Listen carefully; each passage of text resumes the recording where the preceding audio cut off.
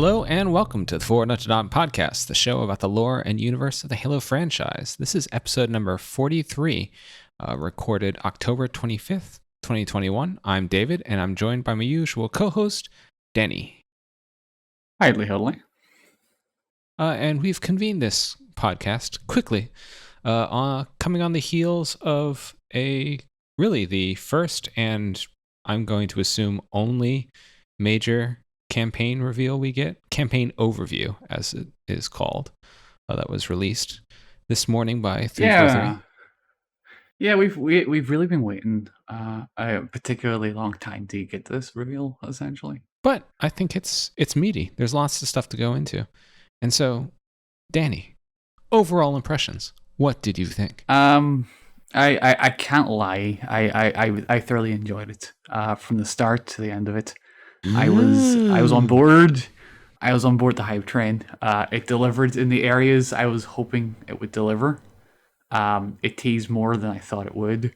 And it felt more like a Halo piece of media than anything else has in the past couple of years. Like, it just had a bit of authenticity that I feel maybe some other things have lacked. I mean, it's definitely, the entire thing is structured in such a, I wouldn't even say it's like pandering, it's just an unabashed, like, we're doubling down on Chief, we're doubling down on classic Halo, quote unquote, like, give you the damn monks, give you the da-da-da-das, show some awesome classic stuff. And I definitely think it hit that target, but I think the good news is that they also, we're giving a show of what is new, and where it's going forward in the franchise, not just repeating the greatest hits. Which I think is promising. You can tell that Infinite is definitely a far cry away from like where 4 and 5 were heading in terms of the overall game direction, just by that overview of the campaign and how it plays out and what you're coming to expect. Okay, so was that an intentional one? Mm-hmm. Far cry from... I would never make a pun. Dani, well known as a punless wonder. All right, so we're gonna just step through this. It was, let's even see, it's all of six minutes and change. So we open up with a shot of classic Cortana and Chief.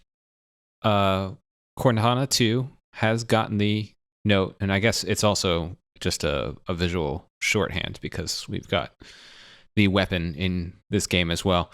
But Cortana's going back to the classic. She's gone back to being purple. They sort of drained that out of her over the course of 3 games till she was totally blue.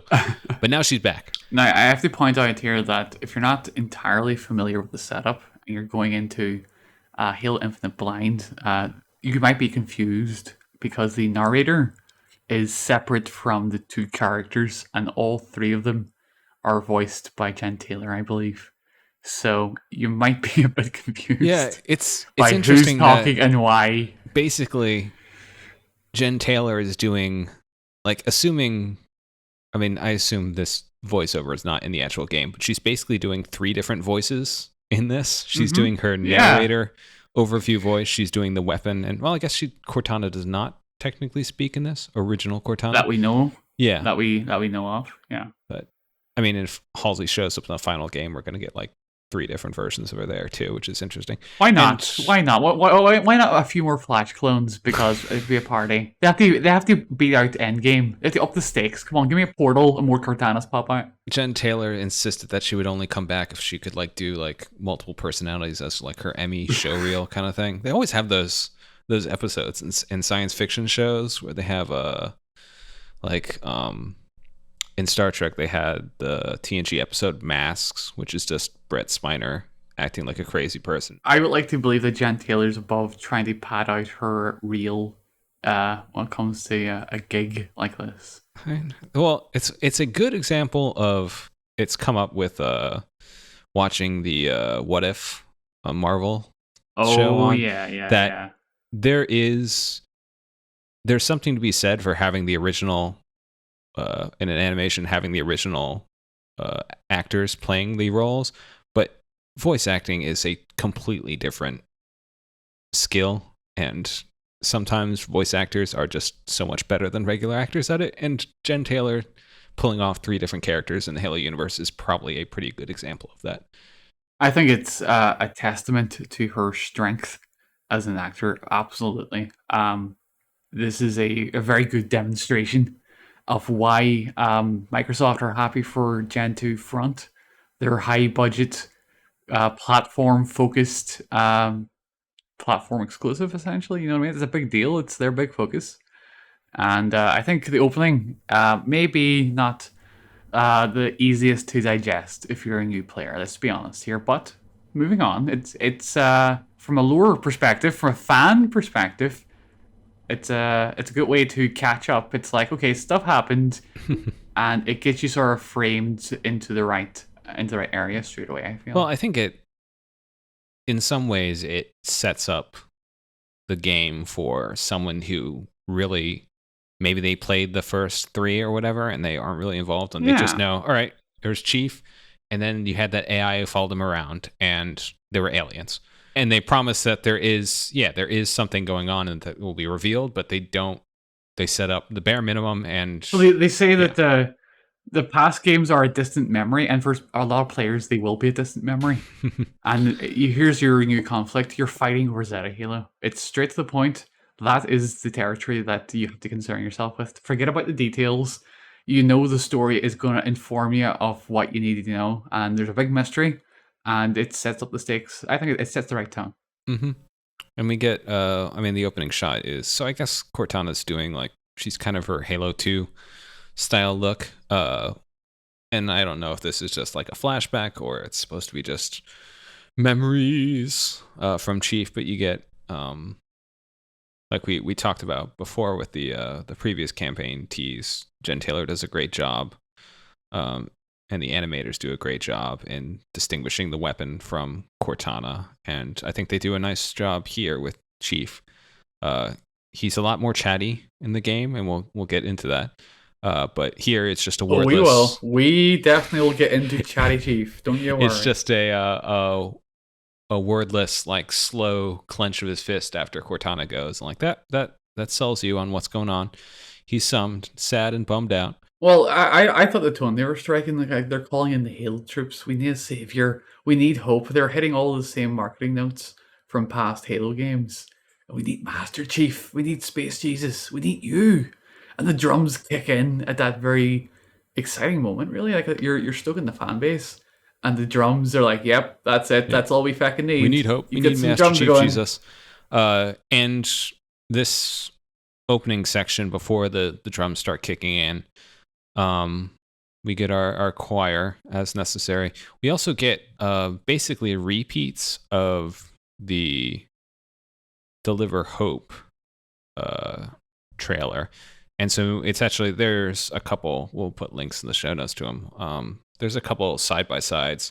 And just in terms of what you see, it looks a lot more detailed than the Deliver Hope. I mean, they updated Chief. He's darker and more battle armored and stuff, but there's more debris flying out.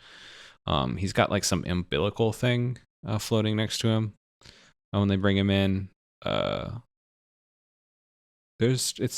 It's one of those things where people usually complain about downgrades when stuff gets to the final product, but assuming this is pretty close to release, it actually looks like they've improved some stuff. Yeah, it looks nice. Yeah, that's an interesting comparison side by side. Yeah, I'd like to see that. I hadn't had time to trawl and see those kind of side by sides, but I know that people were praising them. Yeah. And then so then the drums kick in and we drop down to the surface. We get some more. I would love to see how much of the dialogue for the pilot is just him like saying things in annoyance or disbelief, because he's asking why we would go back to Zeta Halo, and Chief's like, a weapon. Like, but you have so many guns, Chief. Why do you need more? Military fetishism. That's fine.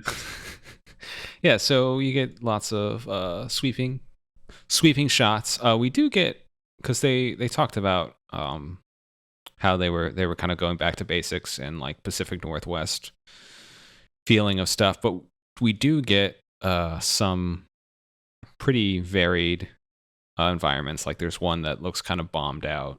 It's not just all lush, pretty stuff. Obviously, there's the big hexagons everyone complained about, like the columns sort of breaking up the environment. And we also get to see, your classic. I forget what it was that everyone, but there was some thing a couple weeks ago where everyone was flipping their shit because there was a picture of the classic Forerunner door with that kind of like a pentagon shaped thing going on, and like, oh, classic doors, which I admit it is. I was kind of the same way too. I guess it was in one of the multiplayer preview maps. But we get to see your classic dark Forerunner environment. But if you're familiar with Halo Wars, there's lots of the angry red banished stuff all over. So there's some, and it's different times of day. There's wildlife, which, as anyone knows, there are many types of wildlife that never made it into Halo, and now they're actually big things that aren't just like moths or whatever. Moths. Various space flying flies. things. Yeah. Yeah. So I will immediately, when I load up into it, see if I can kill or beat the wildlife, because I am a terrible person. But I just want to see if they're interactive or if they'll like run away from you and stuff. After we get the establishing shots of Zeta Halo, we're taken straight into what looks like a very typical Halo encounter. Can you see your grunts, your brutes, your different weapons, your grapple, and it talks about your freedom, Spartan freedom, and it shows you the banshee. You see ghosts on the ground with jackals. You see a warthog, big open ass environments. Yeah, and there's a couple interesting things here. I really do like it's one of those things for some people like, oh my god, more hexagons. But I really like the pattern, the shield pattern on Chief that you can see when you're taking damage. That's pretty nifty. And I'm wondering, it'll get into stuff that we see later, because the grapple in a couple shots throughout has this stun effect on it, which I'm not sure if that's a campaign specific thing, or it's something that you basically upgrade as you go through the campaign. Well, I think, based on what we'll see later, that they're more willing to go in a different direction with some of the gameplay elements in the campaign from what we see in the trailer. So I wouldn't be surprised if they were willing to bend some of the expectations a little bit to do that a bit more. Yeah, and they definitely spend their time. Yeah, we got the running over jackals with the warthog, all that good stuff, running around with banshees. We get the classic okay, here's the Forerunner beam tower shooting stuff off into the atmosphere. And then we transition inside to, presumably, it's the same environment that we saw in the previous campaign tease, where Chief encounters the weapon. And the weapon pops up and he's like, hey, Chief, it's been 6 months. Where are you going? So presumably that's after the 6 months after the catastrophic whatever that happened outside of Halo. Yeah, the whatever that happened. Yeah. Yeah. And the as we were talking, it definitely spends time setting up the mystery of, after Halo 5, they specifically, as people were concerned, they're just gonna forget about Halo 5 entirely. No, what is Cortana up to? And we get a shot of Cortana still in her I don't even know what you would call it, like mantle, body armor kind of look. Her birthday suit. Why is it a birthday suit? You don't get up armored in your birthday suit. Her Forerunner birthday. She made the suit for it, I guess, and she's also purple. So once again, she's gotten the memo. Looking at a unknown, possibly human, possibly banished, who knows? Hologram. She's doing a very good, I guess, kind of evil plot pace around it. I bet Isaac would have a theory about that. Probably would. Have to ping him. And then we get the go from her doing her little, like, I mean, she should be stroking a cat when she's looking at that hologram, but she's not. But then we immediately cut to, oh, the weapon, so cute and innocent. And like, I was supposed to stop Cortana. Was she bad? Did she do a bad thing? I know, right? It's like someone didn't play Halo 5. Yeah. Clearly. Show her the historical documents. And also, like, I get need to know, but you really think that you would give a little more context to the person, the weapon that's the thing is, we really, we're calling it the weapon. It's literally the weapon. It's an AI called the weapon, designed for a very specific singular purpose. I wouldn't make expectations of such a weird creation. Yeah, but they're definitely playing how different she is than Cortana.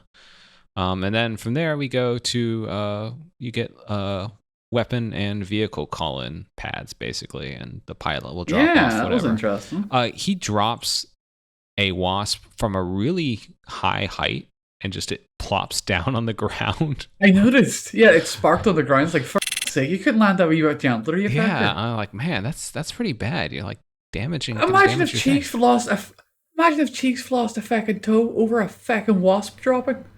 Like, how embarrassing would that be? It also demonstrates, I think, one of the, I think overall, I mean, I thought the original E3 2019, while it had some limitations, I thought it looked pretty good in most respects. I get why some people wanted they were more grit. So now you got, there's more grittiness on the assault rifle, et cetera, et cetera. The one area, and I noticed this in the beta too, that I think Halo Infinite really falls down for me is in terms of like particle effects and stuff like that. And you see it a lot with like grenade explosions, and you see it here with these sparks that they're just kind of often really opaque to me. They don't really blend with the environment that well. That's my only complaint about what we've seen so far. But So in the middle of this, we're taken to some like aerial gameplay with the Chief dropping in with a rocket launcher and explosions exploding everywhere. And it's like, yep, this is what I want in my Halo. I want it going down, and I want to be in the middle of it with a rocket launcher. Yeah, and it's nice. There's a lot of the Spanker spends a lot of time showing up in this. We also get it immediately cuts to our favorite Jackal snipers, who actually they're interesting. They actually remind me a lot of the Halo Combat Evolved ones, more than because they lost their helmets in Halo 2 and 3 and stuff a lot of the time. Well, it was a nice close up. We did get a good hard glare at them. Yeah, so there, your avian jackals are back. You can't complain about T-Rexy ones. Damn right. Yeah, and then we get the talk about how the Banished are still hunting down the remainder of the UNSC. We get another shot, or maybe it's the same shot, different angle, of Chief looking at the Pelican, and all the friend or foe tags go deceased. We get another Asharam hologram chilling out. He's going to meet you on the battlefield, as usual. I'll get you next time, Gadget. Yep. And then we get a shot of a brute ripping open a door and chucking it, and then in walks Chief. That was so awesome. What the fuck was that kind of tone? That was awesome. That was very high energy, awesome cutscene. I'm like, oof, give me that. And it's definitely cool. I mean, this is another. There's been reports that they were going to kind of do like a God of War or like seamless thing where there aren't really camera cuts. And this, I mean, it's still not entirely, I guess, confirmed, but they definitely are, from what we've seen, doing a lot of sort of seamless transitions from gameplay to cutscenes or vice versa, like we saw in the E3 2019, where you drop down and then the camera just flips around, you're in Chief, and here we see it too, where it tracks down this corridor to where Chief is, and then you jump into him to fight this guy. And I guess what I like as Chief's walking down to that encounter, the hallway walk is very reminiscent of the promo shots in Halo 2 and Halo 3, like the marketing shots of the Chief holding his AR, walking down Oh and the yeah. camera from the side on view. Mm-hmm. I remember that very specifically in Halo 3. And I remember being told, oh, it was the Halo 2 shot they're recreating to show you the bump in detail, the Mm-hmm. generational sort of thing. And I loved the fact that that's why I got the impression they were doing that callback and then showing you in real time and all the fantastic graphics and the excitement of the moment. And then, like you were saying, the brute charges the chief. Is that not a Halo 2 callback? Yeah. And I mean, you get a close. If you pause it, you get a pretty close up view of the brute, and he looks nice. He looks gnarly. People should be happy. I'm sure Craig will like reappear like as a mini boss or something. Um, I hope so. A named secret boss that you have to trigger somehow. I love yeah. that. We get hunter. We get sniping people.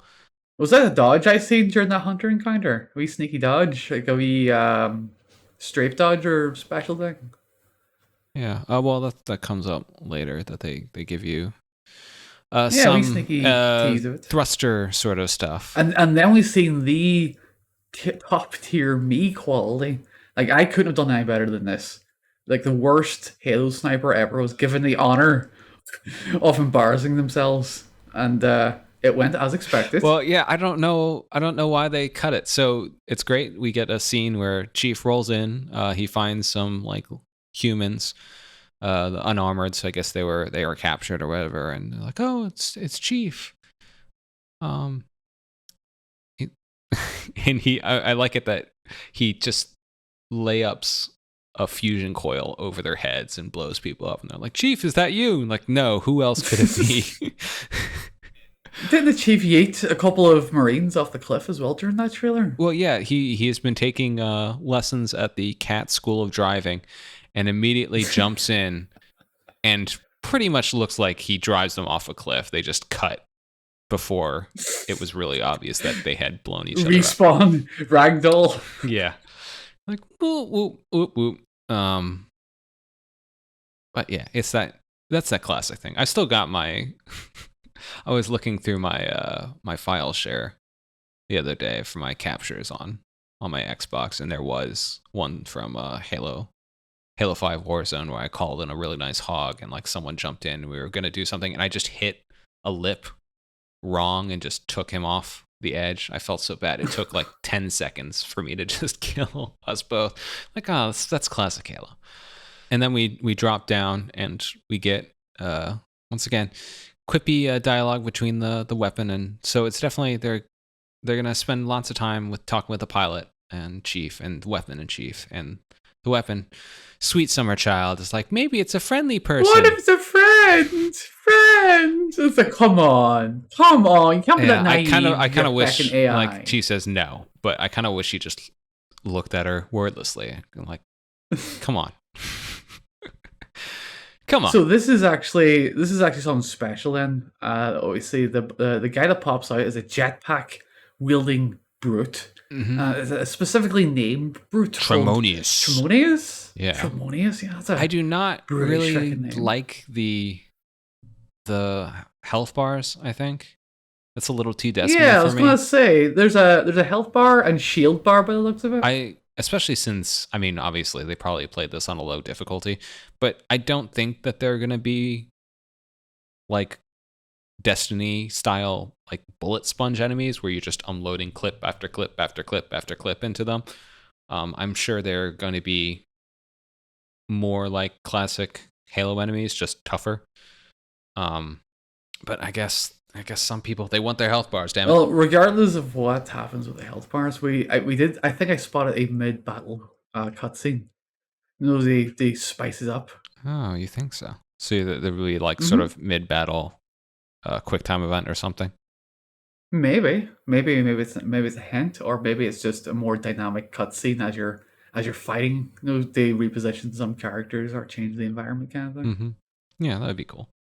I mean, because that's of all the strengths of Halo, I think boss fights have been traditionally its weakest. Even though, I mean, it's definitely one of those things where boss fights are preferable to like just having the people get killed in cutscenes. But Halo 2, especially, like, I don't think any of those fights were fun, really. It just felt like slogs. Yeah. Yeah, I don't think there's many fans of Halo 2's boss fights. Yeah, To be like, oh fair, boy, I just get blown up by the guy who has some. I never really got the heretic leader, how those hollow things work. They never made any sense. Uh, although it did feel good punching him on his on his floaty chair. That felt really good punching him in the face. how so good that they added a skull just for doing it So in good. Halo 2 Anniversary. But from here we get the TAC map, and this shows is really what shows the difference for Infinite versus the previous. So you got a And map. this is the point now where the payoff of my Far Cry puns comes to fruit. Yeah, so there's a lot of stuff here. So they have the map, and they have a kind of crazy number of collectibles shown. They have Yeah, the just a classic bit. skulls, but they've also got 3 other things that are more numerous. Like there's 2 skulls in the area shown, but there's like 12 of one other thing, which I think are looking at them are going to be. They look a lot like the mission intel. Just looking at the icon, I'm assuming some of them are upgrades because there's one which looks like it has a UNSC logo on it. Whenever I was playing a bunch of MMOs, those were basically side quests. Whenever you go to a new area, you unlock a bunch of side quests, and you basically just fill out your map and go get all the hidden things, the sites, the missions, all that sort of stuff. And I had the unfortunate occasion to get really sick of it because the side mission I was playing was on World of Warcraft, and it was a particular mission where you had to pick up these body parts. And I have become a little bit frustrated with the amount of side missions getting in the way of saving the world or whatever. And I ranted to the buddy I was playing with about I'm sick and tired of doing all these side missions. And I was just shouting about the different body parts I was picking up. I accidentally, I'll say accidentally, I intentionally called it side anuses. I'm doing all these side anuses in a row. And from that point onwards, anytime I see a map now in any game where you have to fill it out and populate it and do all the wee collectibles and fill up all the bars and get all the stuff, I just think of side anuses. You know, like Yeah, these are side anus to the campaign. I hope they don't make. I hope they don't make like getting all the collectibles, all the collectibles, like an achievement or something. Because then Yeah. I'll do it because I 100% my games, even if it's frustrating. But Isn't that one of the criticisms of Far Cry games in particular that they have these their worlds are dotted with these like little checkpoints that you have to unlock the map and they're just like casually dotted throughout I think very of it as more liberally. as an Ubisoft thing, but it's Hmm. definitely well, and especially I remember the first time I played The Witcher 3. It's like they just start dumping all these icons on you on the map. It kind of feels like paralyzing. Like, oh my god, like they're trying to hit you over the head with how much stuff there is to do. I'm like, I like you, yeah. Hold Like my I want hand. some Please hold diversion my stuff, hand. but I want to play the game. I don't want to hunt everything. So, what's your impressions here then? Do you think what you're seeing is intimidating from a casual player's perspective, say? I don't think so because I think it's one of those things. If you aren't like a completionist or whatever, you just ignore half that stuff. Like no one, if Yeah. you don't care about the story in some deep way, you're gonna pick up a story log where you find it and be like, "Oh, that's interesting," and move on. Um, so I Well, don't what I think. found really interesting was the menu screen that you got to see. You got to see like the priorities in your menu. You Mhm. got to see the tac map. There's an upgrades tab. There's a fob Yeah. tab. There's a targets tab and a database tab. So yeah, I mean, we could make some assumptions here. Upgrades, obviously, that comes in later. Uh, Mm-hmm. Fob, we believe, would probably be like forward operating Forward base. operating base. Yeah. Yeah. Um, Yeah, your outposts. The little it seems like the campaign is threaded throughout the same locations that are dotted throughout the place. Like you unlock these little checkpoints, these little like watchtower areas that reveal more of the map, and they'll yeah. thread the it seems like they're threading the campaign through that And environment that would essentially. be the most like Far Cry thing is that you have to like capture these outposts before you can use them. Uh, Yeah, there looks like whenever you're looking at the details on the screen, it's like you're gaining valor. Valor to unlock resources at these bases. So there's like a meta game sort of relevancy to it outside of the story and campaign. Clearly, So basically, you from the text that they tell you, because this is the one they zoom in on is forward operating base Gulf, that you capture. Once you capture them, they serve as your fast travel hub. They provide the stuff we saw before, the air or vehicle support or whatever, and then they reveal everything around. So I presume that they'll reveal a bunch of the collectibles, etc., in that region once yeah. you Each capture it. base seems to have a wee terminal. I like the idea of going to activate the terminal. Mm-hmm. Yeah, and they give like the for a side mission they have ransom keep mission where you're supposed to destroy these silos. They show you uh what your valor is from it. They show you what collectibles are in that area or attached to that mission. And then we get to see the silos, and you have a location discovered, and they show that pops up, and there's some glowy kind of Borderlands reminded me of glowy shoot these things stuff. Yeah, there seems to be like a little vignette in it as well. Whenever one of the objectives was destroyed, Mm-hmm. and it's the interspliced with the gameplay, so they're definitely cutting away. You just blow it up. You get to see a shot of Chief running through, and like me, failing to splatter people with the chopper. You get. I really laughed because they have a first person shot of the animation of Chief turning these things to blow up the whatever, which look pretty much exactly like the same ones he did when you were trying to shut down the pylons in Halo 4. They just reuse that animation. We get more shots of fighting people, a lot more. Here, the grapple does not zap anyone, but once again, he yeets a fusion coil into the silo to blow it up. And that's fun. We get another example of possibly if not a mini boss, because he doesn't have a name on him, just a tougher boss.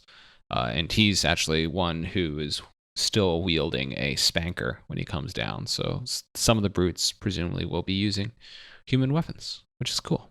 Yeah, that's good to know. I have some bad memories of the Heretic Elite waves in Halo Reach Firefight because they were. It's not fun when the enemy gets to use hit scan weapons on you. That was super tough. Like when they come in with grenade launchers, you're dead. But we'll see how it works. Yeah, we don't want that mess. But then we go back. So we've talked about the TAC map and the forward operating base. So then we go into the upgrades tab, and they have Spartan cores, which are one of the currencies. Currencies. Yeah, one of the collectibles. So, and they give you you see options for upgrading your grapple shot, your shields, your threat sensor, the drop wall ability, or your thruster. I like that it's still the same thruster icon from the evade stuff. And we get to see that, and this is cool, and I think it's an example of them learning some lessons from Halo 5 Warzone, because Halo 5 Warzone had a lot of fun weapons that would totally mess up the game in a competitive sense, but they were fun in a more arcadey sense. And especially with the campaign, I think, especially with games like these, part of the fun is getting, if you spend all your time digging through everything, getting all the collectibles, you become so powerful that you can destroy everything in your path. I mean, that's kind of the fun of like RPGs or MMOs, is that you can just lay waste to low level stuff if you've upgraded everything. So the player fantasy, no, definitely. Yeah, and so I hope that factors into this, that you can upgrade all your stuff. So they show him getting an upgrade that lets you upgrade your thruster, and then you have a short camo period come on afterwards, which is nifty. And he uses that to, well, first he grabs a hammer, and then he gets behind the brute and smacks him with it. Yeah, that was cool. Yeah. And we also should briefly, because they don't really come up later. So in addition to the forward operating base stuff, the upgrades, and your map, there's two two final things left on the menu, and they are targets, which presumably relates to mini bosses or stuff that you come across. And that's ones that may have been called out later on in the trailer. Because we thought, as far as the E3 2019 stuff, we've seen things that seem related to that, and then database, which I'm hopeful is just like a straight up lore codex kind of thing. I guess we'll see. Yeah, that would make sense. Yeah, and it would be awesome if it is, because hey, it's right there. You can tab over it to whenever. That would be make nice. it more accessible. Not just book nerds. Come on, just let people. Well, and if it's have in the more game, story. there's more of a chance that they'll find it as opposed to having to dig through a menu or something or find it that way. I thought Bungie's idea of putting it on their website and telling people in game to go to the website was actually the best method for this. That's a Destiny 1 joke, folks. But yeah, so we get they definitely are, alongside classic Halo stuff, I definitely think they are leaning into the novelty of the grapple, because you see a lot of it being used. You use it to jump up, get an advantage on people, grab fusion coils and chuck them at people. They're definitely heavily using it. If it's half as fun as it looks, then why would you not? Sell that, and it was as the feature, even in its limited form and where you could go in the multiplayer. It was fun. Just like, woo! I would like grab onto stuff. I'm like, oh, I can't actually believe that it's letting me do this. It's like afraid it was going to be, oh, well, you can only attach it to certain things or stick on. Just think about the trick videos. We're going to see in future. Some really disgusting edits are going to happen. And they also, seems like they highlight just from a lot of the stuff that there is not fall damage, or it's super super slight, because they have him doing some pretty intense landings and he's fine, so you should be able to get up to some. That's the glory of Halo at its best, is weird, you're damn right, fun, strange emergent gameplay, and like I can't believe I just took out this group of enemies that way.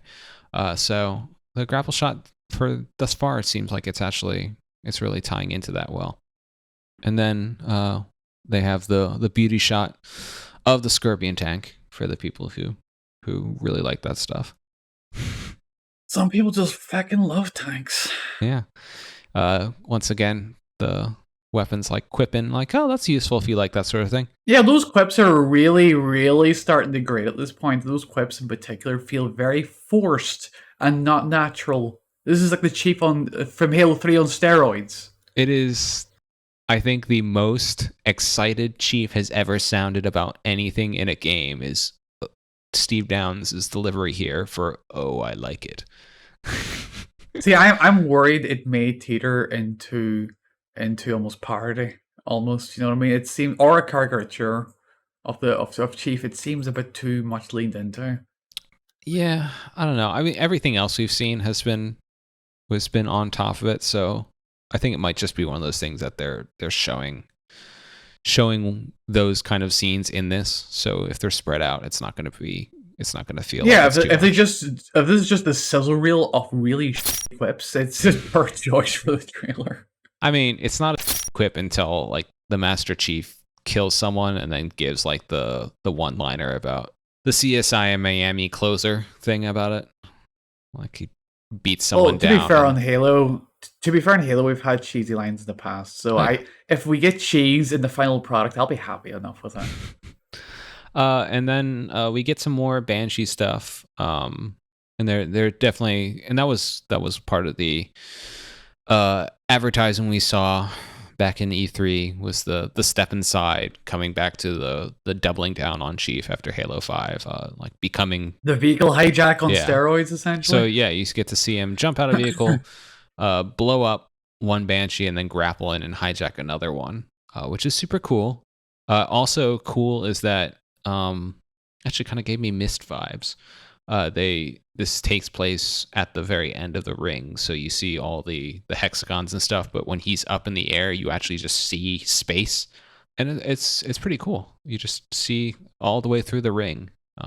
What I took away from that moment was, as you're absolutely dominating the air by taking out two Banshees in the most ridiculous Master Chief kind of way, the narration is about this won't be an easy fight, and it's like you're literally teabagging these banshees out of the air. You know what I mean? You're teabagging them out of the air, and it's like this won't be easy, and it's like sure, fucking looks easy and fun. Yeah. And then we go, like with the opening shots, we return to the environment from the E3 2019 demo, except the lighting is definitely moodier. Oh, definitely. You notice it instantly. Yeah.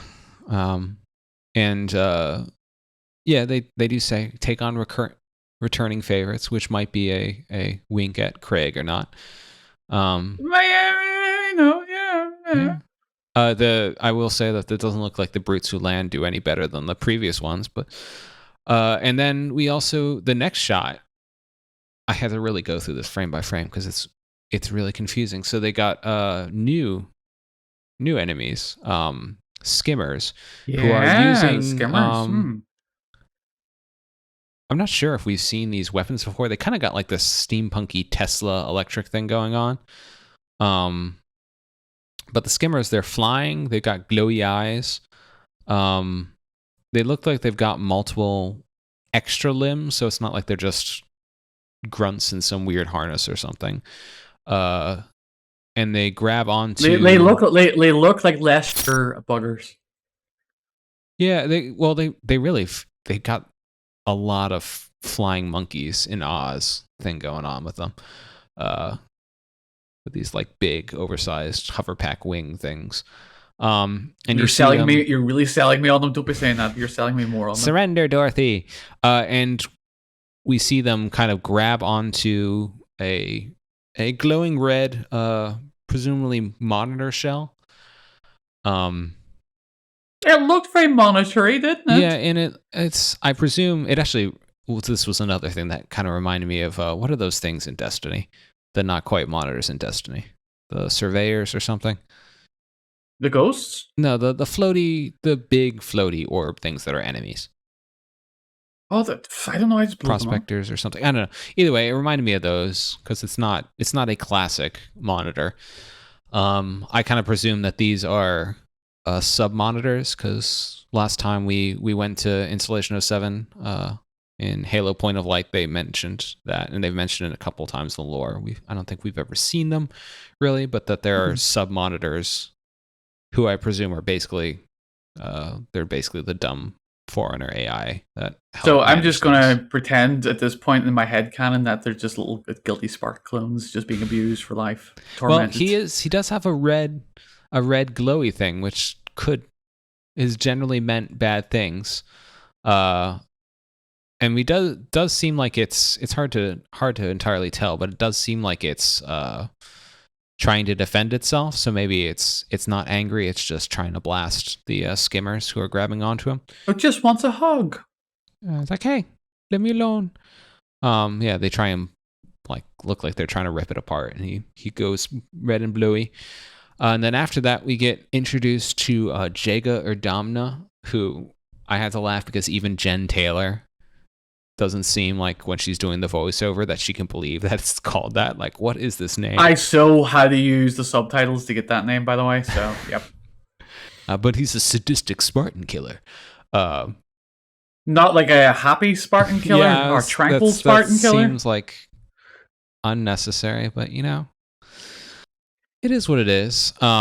He's hanging out in the creepy basement. Looks like he's got like trooper uniforms and stuff as trophies splayed out, or maybe they're like targets. And we've seen I don't know if we got his name before, but we've definitely seen his look before. We saw some concept art. So he's kind of like I don't know, like an elite goth. He's super edgy and like everything's got blades on him. He's black and red, and he's got what looks like a robot arm on one side, and so he's got a classic red energy sword. So I can already imagine 1,000 Sangheili fan fictions being written. So yeah, so doing something good. Maybe he's ex Silent Shadow or something. He's also got he's dual wielding. He's got one that is kind of like it looks a lot like the Prophet's Bane, but shorter, and it's wrist mounted. I thought it looked like a tonfa or something. Yeah.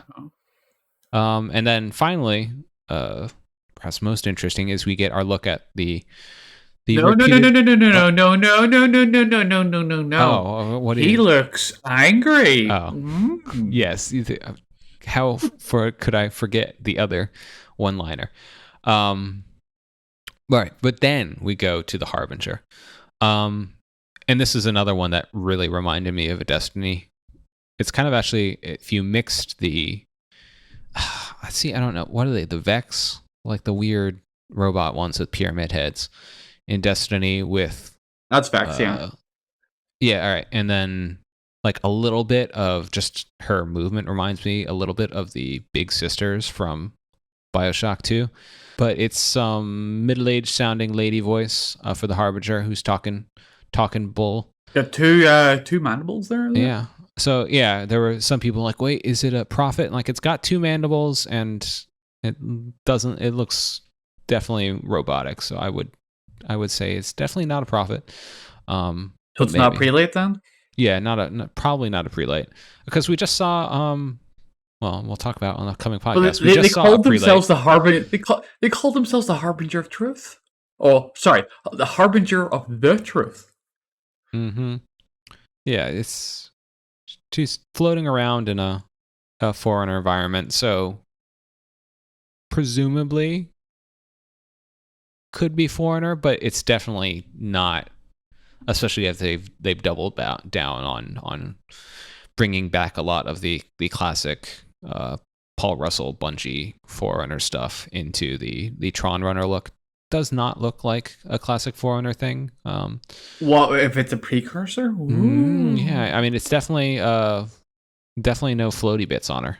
So it's up to the air, and she doesn't like Forerunners. It's hard to tell if it's a just a tricky camera cut or she actually does just knock Chief all the way out. Yeah, that was she looked like she was attacking him like Dragon Ball style energy blasts and stuff. Yeah, and she's got a glowing center part, which I assume you will attack for massive damage. Definitely looks like one. Yeah, and so it's hard to tell if she just like knocked him, like teleported him out of the environment he was in or not.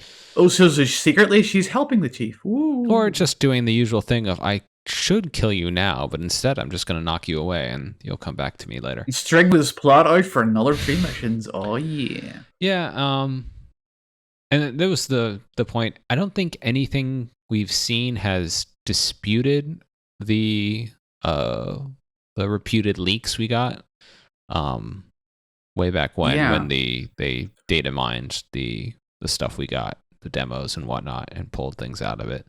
But what we got out of that was mostly stuff like weapons and like basic log lines for missions. So they weren't really giving away major plot details, just giving you more objective style things.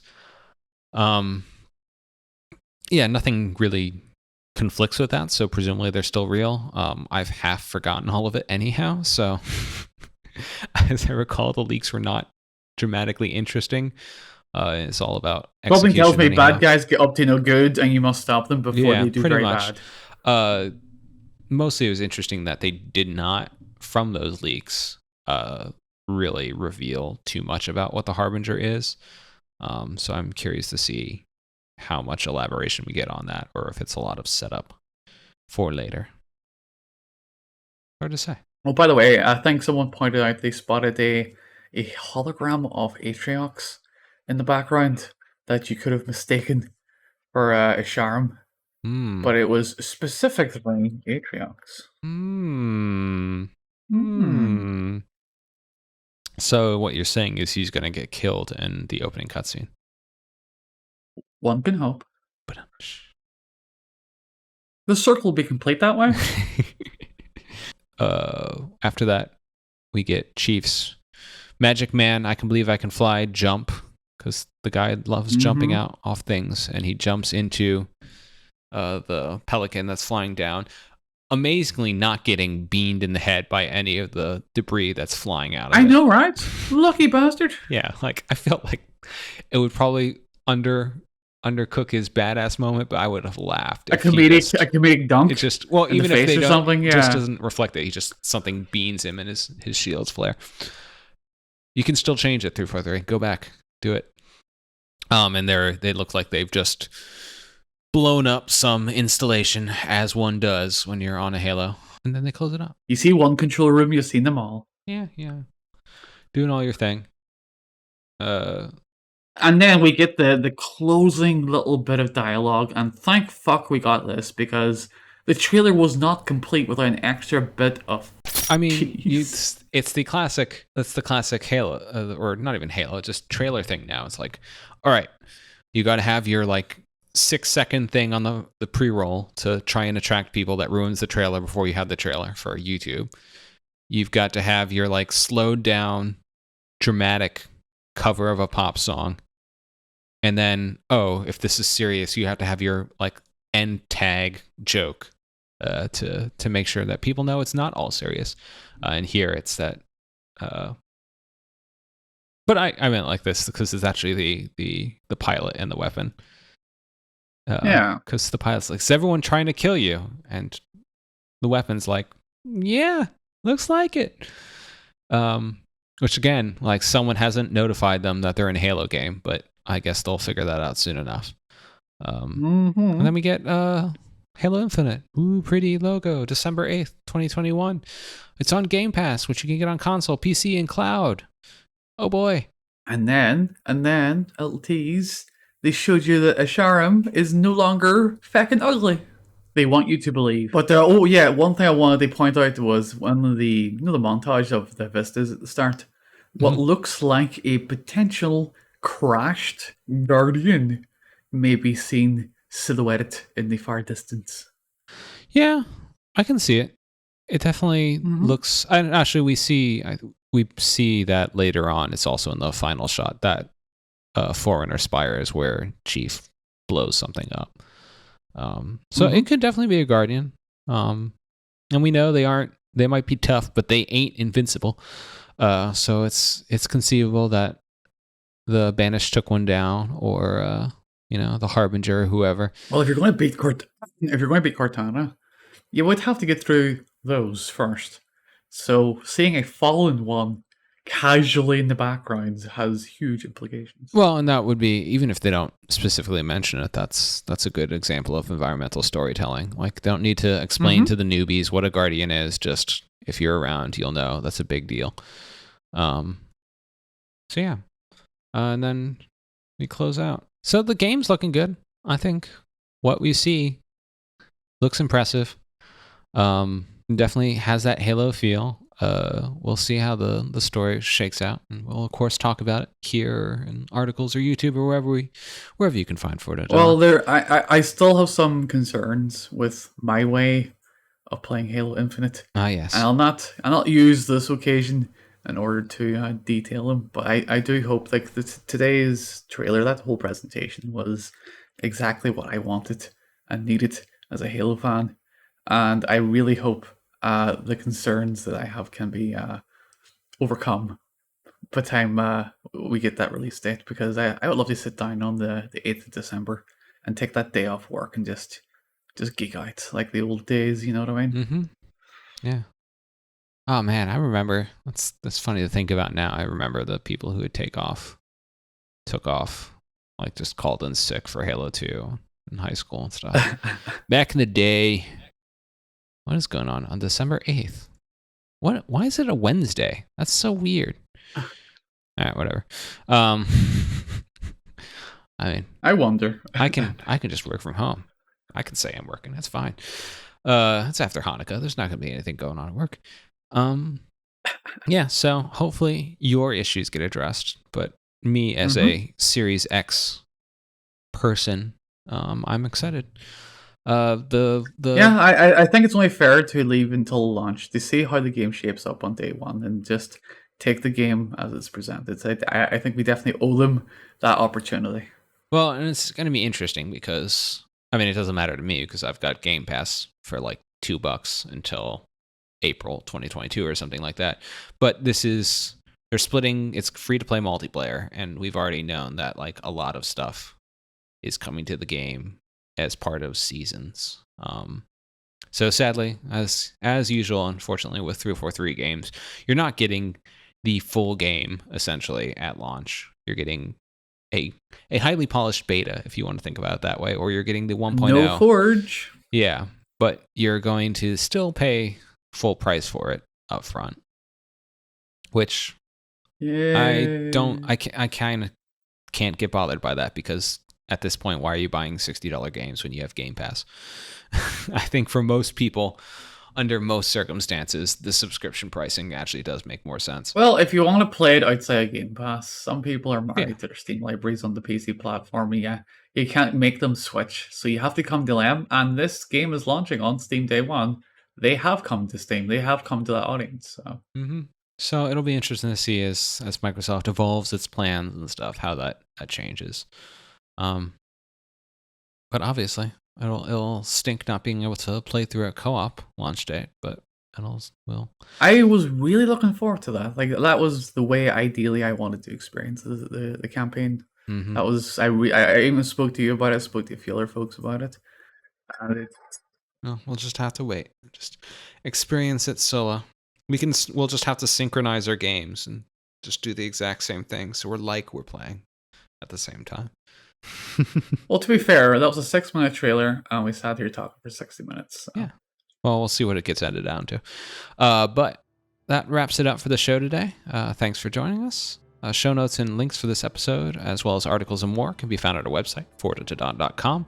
You can subscribe to the podcast via iTunes, Google Play, Spotify, or Stitcher. Check out all our videos on YouTube at youtube.com/forwarduntodawn, or follow us on Twitter for updates to all our content by following the handle @forwarddawn. Thanks for listening, and see you next time.